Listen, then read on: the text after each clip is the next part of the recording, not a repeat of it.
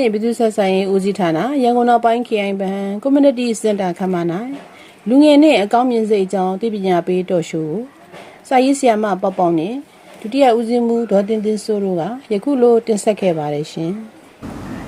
်မင်္ဂလာပါရှင်ပြန်ချိုင်းနေ့ပြည်သူ့ဆက်ဆံရေးဦးစီးဌာနရန်ကုန်နောက်ပိုင်း KI ဘဏ် Community Center ခမ်းမနေလို့လူငယ်နှင့်အကောင်းမြင်စိတ်အကြောင်းသိပညာပေးတော်ရှိုးကိုတင်ဆက်သွားမှာဖြစ်ပါတယ်ရှင်မင်္ဂလာပါဆရာမရှင်ဟုတ်ကဲ့မင်္ဂလာပါရှင်ဆရာမရှင်လူငယ်တွေအတွက်အကောင်းမြင်စိတ်ရှိဖို့ကဘာကြောင့်အရေးကြီးတယ်လဲဆိုတာကိုဆွေးနွေးပေးပါအောင်ရှင်ဟုတ်ကဲ့ပါအဲ့တော့ကျမကလေဥစွာပထမလူငယ်တွေရဲ့အခန်းကဏ္ဍလေးကိုကျမကြံပေးချင်ပါတယ်เนาะဟုတ်ကဲ့ပါရှင်အဲ့တော့လူငယ်ဆိုတာကျမလေ့လာကြည့်တဲ့အခါမှာနိုင်ငံတကာမှာတော့ international သူတို့ရဆိုရင်တော့လူငယ်လူရွယ်ကိုအသက်အစိတ်အောင်လို့သတ်မှတ်တယ်ဟုတ်ကဲ့ကျမတို့မြန်မာနိုင်ငံမှာလူငယ်လူရွယ်ကိုအသက်35နှစ်အောင်သတ်မှတ်တဲ့အခါမှာလူငယ်လူရွယ်ဆိုဒီမှာကျောင်းသူကျောင်းသားတွေလည်းပါတယ်လို့လုပ်ငန်းခွင်ဝင်နေတဲ့လူတွေပေါ့နော်တက်သက်စာလူငယ်တွေလည်းပါတယ်အဲ့တော့သဘောပြောချင်တာတော့လူငယ်ဆိုဒီမှာအားသင်entity ရှိတဲ့အရွယ်အမတမတက်ကြွတဲ့အရွယ်ဖြက်လက်တဲ့အရွယ်လန်းဆန်းတဲ့အရွယ် very eager ပေါ့နော်စိတ်ဆန္ဒတွေပြင်းပြတဲ့အရွယ်တွေဖြစ်တယ်လို့သူတို့မှာစိတ်ကူးအိမ်မက်တွေပန်းနိုင်နေဆိုတာသူတို့ဒီမှာလည်းရှိတယ်လို့အခွင့်အလမ်းတွေနဲ့ပြည့်နှက်နေတဲ့အရွယ်ဟာလူငယ်လူရွယ်ဖြစ်တယ်ပေါ့နော်အဲ့တော့ဒီသိရွယ်မှာဒီသူတို့ဘဝလန်ခီလန်အောင်မြင်ဖို့ဆိုတော့အဲ့လူငယ်လူရွယ်တိုင်းမှာအကောင်းမြင်စိတ်ဆိုလို့ခေါ်တဲ့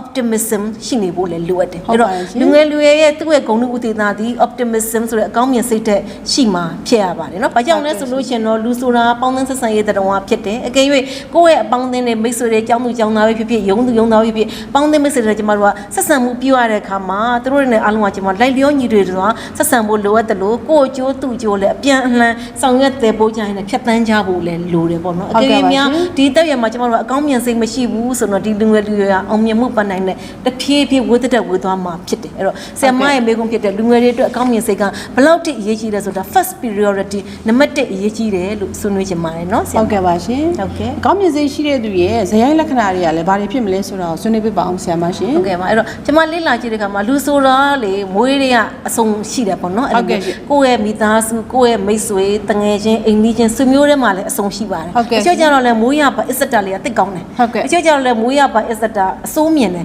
ဘယ်ဟာမျိုးဆိုအပြတ်သဘောတွေးတယ်အပြုသဘောမရှိဘူးအဲ့လိုမျိုးလူတွေရှိတဲ့အခါမှာကျွန်မအဲ့ထဲမှာလေ့လာကြည့်တဲ့အခါမှာအကောင်းမြင်စိတ်ရှိတဲ့လူငယ်တွေမှာအများဆုံးတွေ့ရတဲ့ဝိသေသတွေကတော့သူတို့တွေကဘယ်လိုလဲကိုယုံကြည်မှုရှိတာတွေ့ရတယ်နောက်သူတို့တွေကစိတ်ခံစားချက်တွေကိုထိန်းချုပ်နိုင်တယ် control လုပ်နိုင်တယ်မပေါက်ကွဲဘူးပေါ့နော်ဆရာမနောက်တစ်ခုကသူကဖြည့်ပြီးတွေးတတ်တယ်နောက်တစ်ခုကအဲ့ဒီလူမျိုးတွေကအခက်အခဲတွေနဲ့ကြုံတွေ့တဲ့ခါမှာသူတို့ကဒါကြီးကိုပြဿနာလို့သူတို့မမြင်ဘူးဒီအခက်အခဲတွေကိုအခွင့်အလမ်းဖြစ်ပြောင်းလဲပြီးအသုံးချတတ်ကြတယ်လဲရကနေပြန်ထတတ်တဲ့ဒီစိတ်တက်တီဟာအကောင်းမြင်သူတွေရဲ့ဝိသေသလက္ခဏာဖြစ်ပါတယ်လို့ကျွန်မလေ့လာတွေ့ရပါတယ်နော်ဆရာမဟုတ်ကဲ့ပါရှင်အကောင်းမြင်စိတ်ရှိတဲ့လူတစ်ယောက်ဖြစ်လာအောင်ဘယ်လိုကြိုးစားအားထုတ်မယူတင်တယ်လဲဆွေးနွေးပြပါအောင်ဆရာမရှင်ဟုတ်ကဲ့ပါအဲ့တော့ကြိုးစားအားထုတ်ရမှာမယ်ဘာကြောင့်လဲဆိုကျွန်တော်တို့ကအကောင်းမြင်စိတ်ရှိအောင်ဒီတိစာတွေဖတ်တာလည်းတက္ကနာတရားဟောတွေနာတာလည်းတက္ကနာလူကြီးသူမဆရာဆရာမတွေပြောတာကိုလည်းလေ့လာတာလည်းတက္ကနာအဓိကတော့ကိုယ်တိုင်ပြောင်းလဲခြင်းစိတ်ရှိမှသ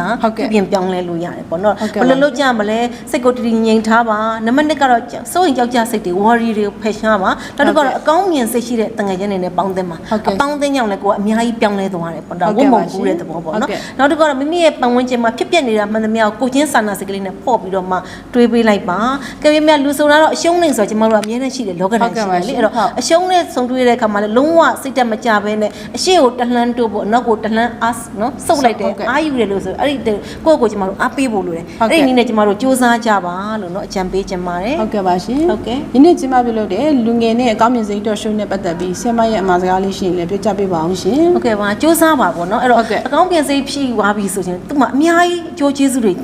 ရရှိမယ်ဘယ်လိုတွေရရှိမလဲဆိုစိတ်တက်ရည်ရတယ်မြင်မလာမယ်စိတ်ချမ်းသာမယ်စိတ်ကြည်လင်မယ်အဓိကကိုယုံကြည်မှုရှိမယ်ကိုယုံကြည်မှုရှိတဲ့သူဟာဘလို့ခက်ခဲပဲလာအေးလေးနဲ့ကြော်ဖြတ်နိုင်တယ်သူ့ရဲ့ဥပရိယုတ်ကလည်းကြည်လင်လန်းဆန်းပြီးတော့မှလူချစ်လူခွန်လည်းပေါ်လာမယ်အဲ့ဒီခါမှာမိတ္တပလကြော်ဝါမယ်မိတ္တပလကြော်ဝါခြင်းရဲ့ဏ္ဍန်ကတော့ဘာလဲဆိုကျွန်တော်တို့ဘောဂပလတွေလည်းကြော်ဝါမှာဖြစ်တယ်အဲ့တော့ကျွန်တော်တို့အဲ့လိုစူးစမ်းဖို့လိုတယ်အဲ့တော့ညီကုန်းကျုံအနေနဲ့ပြောချင်တာကတော့စိတ်ထားလာမှဘဝလာမှဖြစ်ပါတယ်ဘဝတသက်တာအောင်မြင်ခြင်းတော့အစကောင်းမှအနှောင်းသေးကြဆိုသလိုယတို့ခွေဒီအသက်အရွယ်တွေကကျွန်တော်တို့ကကောင်းမြင်စိတ်ရှိအောင်ကြင်ညံကြိုးကိုအထောက်ကြပါစူးစမ်းကြပါ fighting လို့ပြောရင်လည်းဒီကုန်းချုပ်ပါတယ်နော်ကျေးဇူးတင်ပါတယ